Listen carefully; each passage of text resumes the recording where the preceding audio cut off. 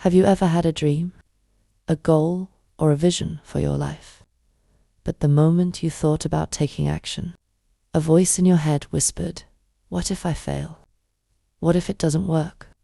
What if I make a mistake? What if I embarrass myself? What if I lose everything?" The fear of failure is one of the most powerful forms of self-sabotage.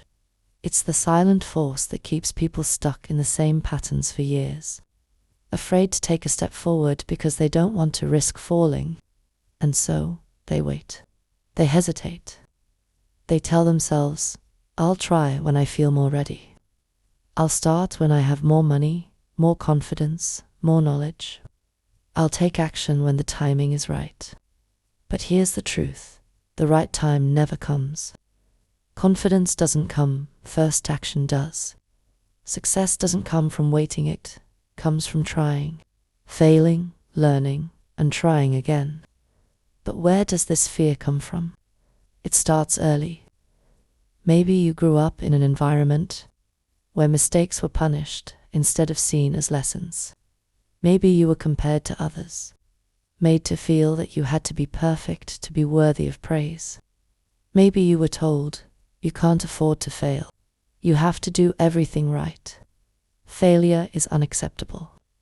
And so, you started associating failure with shame, with loss, with proof that you're not good enough.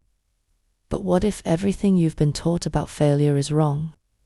What if failure is not the end, but the beginning? What if failure is not something to avoid, but something to embrace?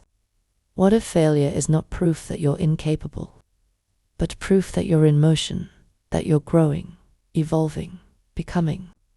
Think about it. How many things have you avoided doing because you were afraid you might fail? How many times have you let doubt talk you out of taking action?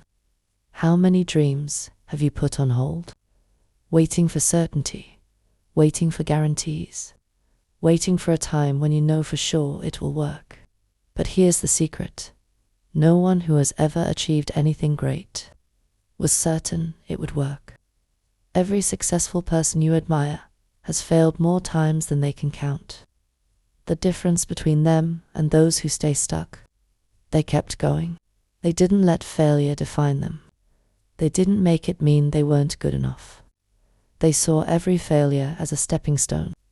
They understood that failure is not the opposite of success, it's part of success.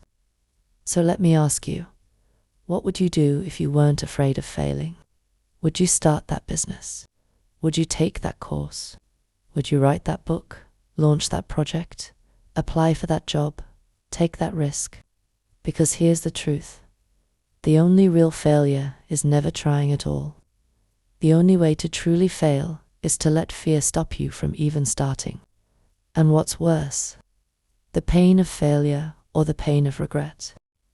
You can always recover from failure. You can always learn, pivot, and try again. But regret stays. Regret is looking back and knowing you let fear make the decision for you. So today, I challenge you to take action, even if it's messy, even if it's uncertain, even if you have no idea what you're doing. Because the people who succeed are not the ones who never fail, they are the ones who refuse to let failure stop them. What's one thing you've been putting off because of the fear of failure?